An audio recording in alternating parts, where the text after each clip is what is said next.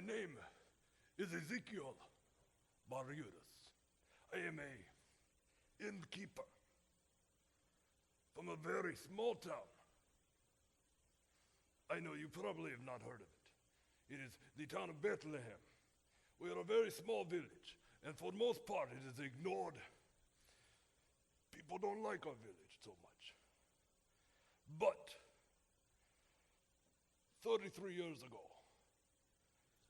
things were a little different. You see, for the most part, my life has been taking care of the inn. My father took care of the inn before me, and his father took care of the inn before him. And things were good. We always got by. Adonai provided. We never had too much. We never had too little. But that year, 33 years ago, things were very different. You see, first, my wife Anna and I, we had our first child, Jeremiah. Oh, we had high hopes for Jeremiah. He was going to be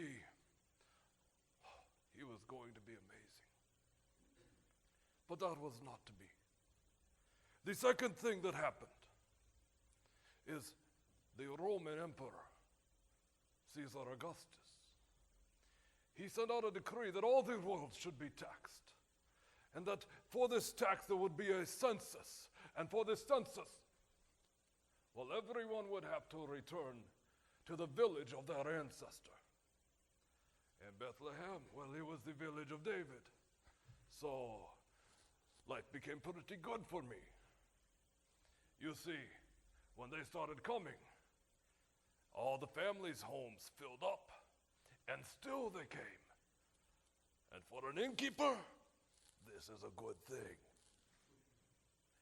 It got so busy that I had to start turning people away left and right. Oh, it's a dream. My wife and I, we were very, prudent. And see, we would keep the money stored away for that time when things might not be so good. And as we did so, the money kept coming and kept coming. In fact, this robe, well, it is 33 years old now. It was something back in the day, as you would say. The other thing that happened, that is what I would talk to you about. For you see, that same year, as I said, I was turning people away. But a specific man came that I've never forgotten. His name was Joseph. And he came with his wife, who was, well, she was with child. And when I say with child, I mean she was like a melon. It's about ready to burst. And they came to my door. It was a normal night. And I hear this pounding, and I thought, oh no, I will have to turn another person away. And I opened the door, Shalom. And he says, Shalom, my name is Joseph. Me and my wife have traveled many, many miles to be here. We have traveled all the way from Nazareth. I said, I am sorry, but there is no place for you to stay. I have packed everybody in. And he said, surely, my wife, you see her. She is going to have a baby any time. I said, well, I understand, but no room is no room. There is nowhere for you. And he responded again. He was very persistent. Very persistent. And he said, but sir, we need a place to stay. Any place. Anywhere that you could put us. And I said, I apologize, but I was upset. He had not listened to me. And I stomped. There is no room. What part of this do you not understand?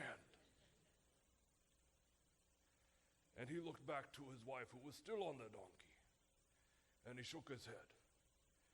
And I caught out of my eye as she just drooped her head down. I felt something right here. I could hardly swallow. I felt very bad that I was turning away this woman who could have child tonight. I felt very bad. And yet, what could I do? So he walked back to his wife and they started to head off, and I am thinking, is there no place, is there nowhere I can put them? And then I remembered, well, I do have a stable, but I couldn't put them there. It's been a busy year. I have not been able to keep the stable as clean as I would like. There is animals in there, and animals do what animals do. And because they are doing it, I have not cleaned it. They probably don't even want that. They wouldn't go there. But it might be better than nowhere. So as they are starting to walk off, I say, I have a stable. And he looks back. He said, what? And I said, I have a stable. Yes, a stable. At which point he said, great, we'll go there. I said, you don't understand. It is a working stable. Animals are in there right now. And they will be in there tonight with you. And he said, it's okay. So, okay, the stable is back that way. You walk back to the cave where the animals are. I apologize for the smell. He said, it is wonderful. We will go there. And so they went to the stable, and I went back into the inn. I had people to take care of. And so I took care of the people. I set everybody down. And when I say we were full, there was days where I had people laying on the floor all over the place, and I had to wade through them to get to the door. And that night was one of those nights. So I wade through the people, and I go back to where my wife and I are sleeping. And we even had guests with us.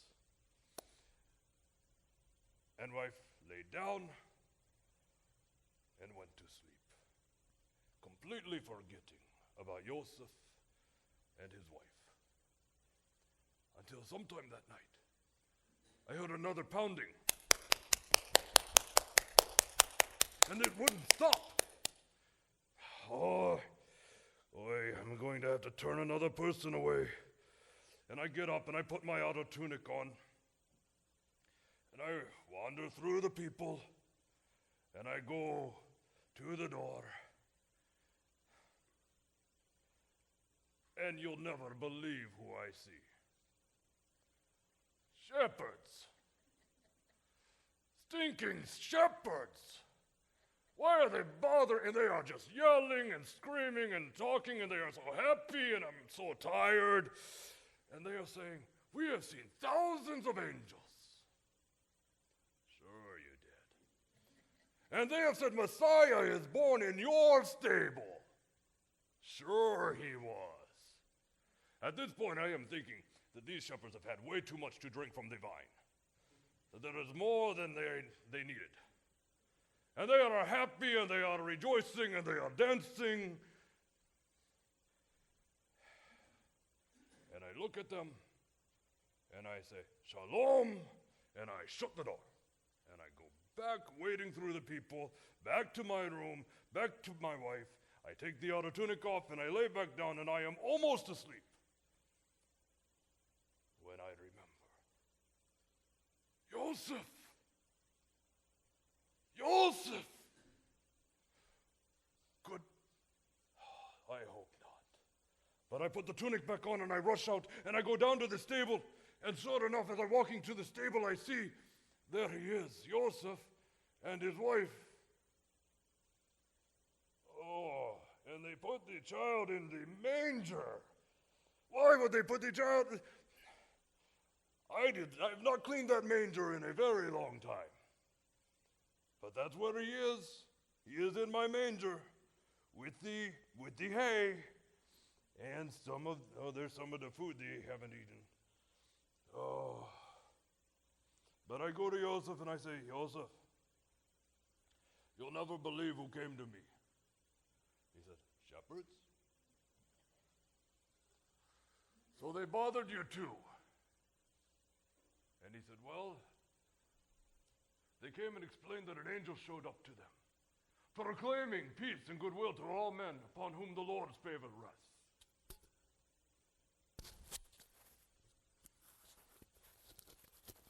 I have to make sure you can hear me.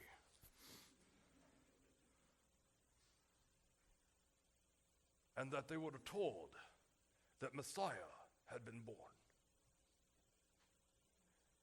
And that he would be lying in a manger. And I smiled. I expected him to laugh. But he didn't laugh. So I asked him, I said, that's pretty strange, right? And he didn't think so. In fact, Joseph said that, in fact, an angel had appeared to Mary, his wife, and to him. And in fact, that they should name him Yeshua. And that he would be the Savior of the world, that he would save his people from their sins. That's a lot to put on a child.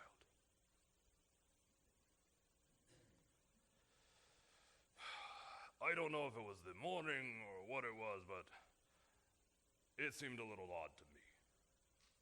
And so I said, okay, thank you very much. Is there anything that you need? And he said, we are fine. So I left. I went back to my room, went back to my wife. I laid back down, and I thought, angels, Yeshua, Messiah, save them from their sins. I am just an innkeeper. This is more than I need to think about this early in the morning or this late at night. So I go to sleep. The next day, I helped Joseph. We found him a place where he could stay, where he could be as they waited for this whole census thing to take care of. And Joseph said that he would be making his home here. So we found a place for him so he wouldn't be in the stable day after day after day after day. And occasionally, over the next year or so, I would see Joseph and Mary and this Yeshua, this baby of promise, this Messiah. And I would think about that. So this little child is going to save me from my sin. No, it is too much. It is too much. Well, 2 years had passed, and all of a sudden, these kings come in. Oh, they come in with this huge entourage. All of their soldiers and their men and people coming, and they are making a big scene. And they are looking for a king.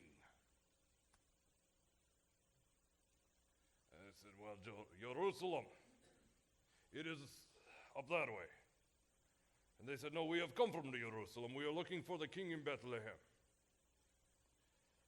I said, I don't know. And they went on. And I thought, and I watched. And they went to, you've guessed it, right? They went to Joseph's house. This strange thing going on. I left it alone. I didn't want to bother until the next day, and I thought, I have got to find out what's going on, right? How can you just leave this alone? And so I did not leave this alone. And I went to Joseph's house, but the men had already gone. The kings were gone. Their entourage was gone. And Joseph told me that they had had a dream. And as they had this dream, they were told that they should get up, that they should leave, and that they should not return to Herod. And I asked, why not? They said, because Herod wanted to hurt Yeshua. I said, he is a baby. And then I thought about Herod. You see, Herod, he's a bad guy. He kills anybody on a whim. He was very, insecure. He did not feel comfortable in himself. He thought everybody was out to get him. And the way that he acted, maybe we were. But he was afraid of this little 2-year-old. I mean, come on. So I said, well, I would put no stock in this. And Yosef said, yeah, probably no big deal. And so I went on my way, and that was the last time I saw Yosef. For it wasn't a day later, and they were gone. I don't know what happened, but they just disappeared. And I thought, well, no big deal. If that were all that had happened, I would not be here today. I wouldn't have come to you, bothered your time, because strange things happen and big deal. But remember, that was 33 years ago. A couple weeks ago, something strange had happened. You see, it was Passover, and we were all doing our things, and the shepherds were having their sheep raised, and they were providing sheep for the sacrifice, and all that was going on, and there was going to be a big crucifixion. Well, Barabbas, evil man, wicked man, was to be killed for his crime. Proverbs says you get with the wrong group, it leads to death. And Barabbas, he was proof. Until this Yeshua is on the scene again. Now I must tell you, in the last couple of years, this Yeshua is being talked about all over the place. That he does miracles, that he raises the dead, that he heals the sick. But this is Yeshua. He is Joseph's son. He can't do these things. So, I go to see what all the trouble is about. And I'd speak to his disciples. You know, the 12 guys that are super close. They are very close to Yeshua. And I spoke with Peter. And he told me that Yeshua is, get this, Messiah, the Son of the living God. And I thought, oh, I saw where he was born. I know the stable and the manger. This is not how a God appears. Well, Yeshua was being rounded up. The Pharisees, they did not like him. The priests, they did not like him. In fact, most of the leaders, they did not like him. But from all I could tell, he had never done anything. He did nothing wrong. He only helped. He was only kind. And 3 weeks ago, they crucified Yeshua. And let Barabbas go. This was not right. This was not good.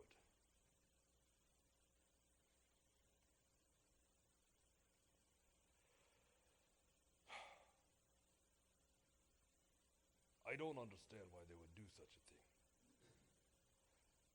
But rumors have been circulating that this Yeshua is alive.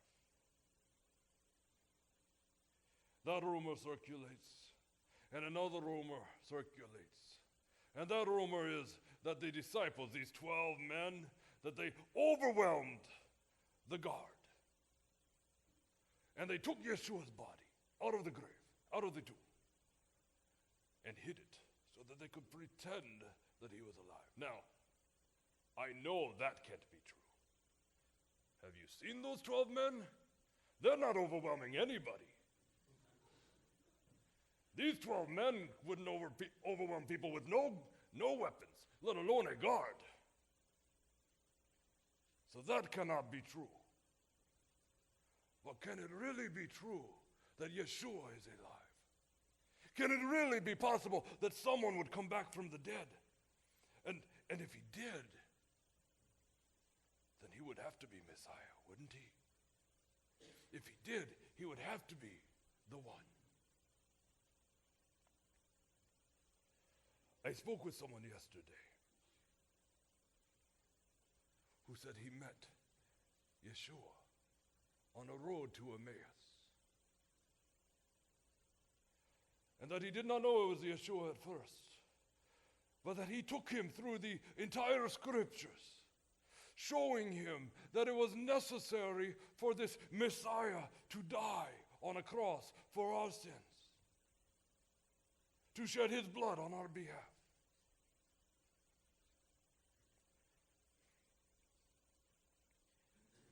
He said he ate with him, and that when they broke bread, that he knew it was Yeshua. Now this friend of mine, he is not one prone to lying. He is not one prone to making up stories. He's a fisherman, but he does not tell fisherman stories. He's the one who always catches fish this big, and he tells you that.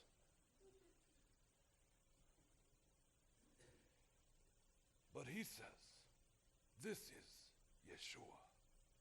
He is Messiah, and he is God. I am still processing this in my head. For if he is God, and if my friend is telling the truth, then he must be the one that we follow. For there can be no other who has conquered death.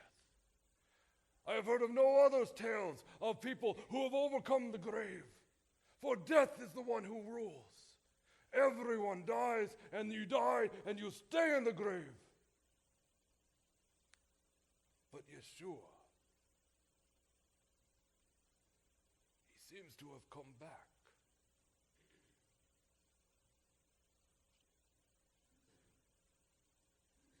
My friend has told me that I need to choose to follow Yeshua. That I need to choose to serve Yeshua, to have him as my God. My friend is a very good Jewish man. He believes that there is one God and one God only. And he believes Yeshua is that God. And that, in fact, he died for our sin. And that he rose from the dead 3 days later. And that somehow Scripture required these things.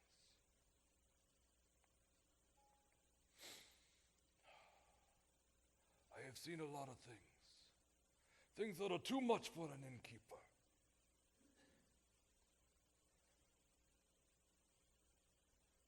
But there is no other thing that makes sense.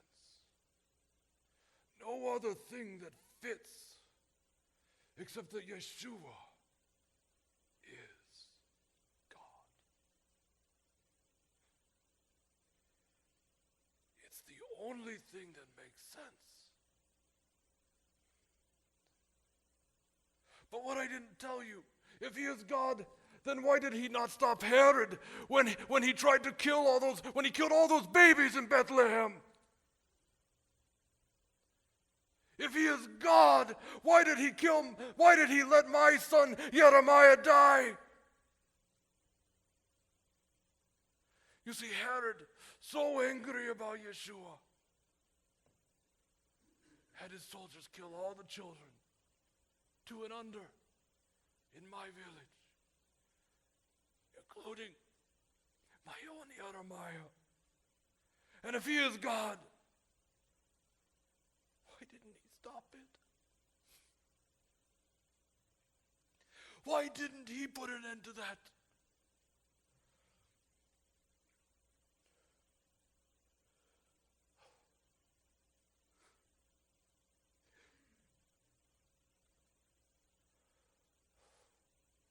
But it makes no sense.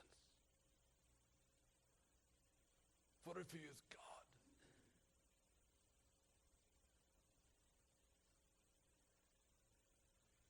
he died for me.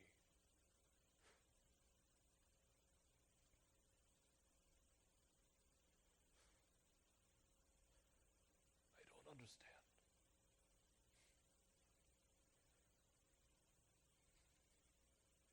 But I believe. God help me, I believe that he is God.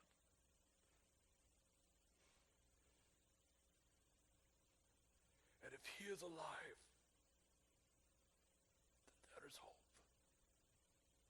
You see, that was the point of Messiah. To provide hope, to provide peace, to provide forgiveness.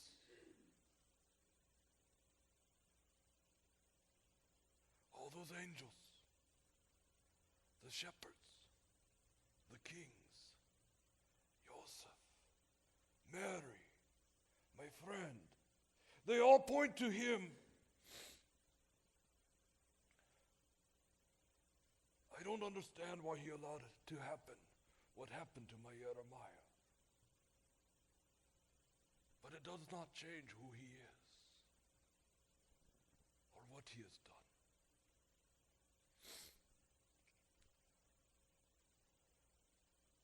And I will choose to follow him. I would ask that you do the same. Would you pray with me?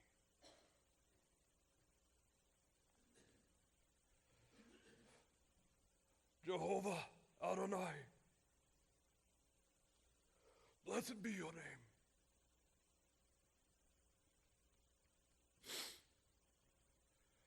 You truly work in mysterious ways, beyond comprehension, beyond understanding.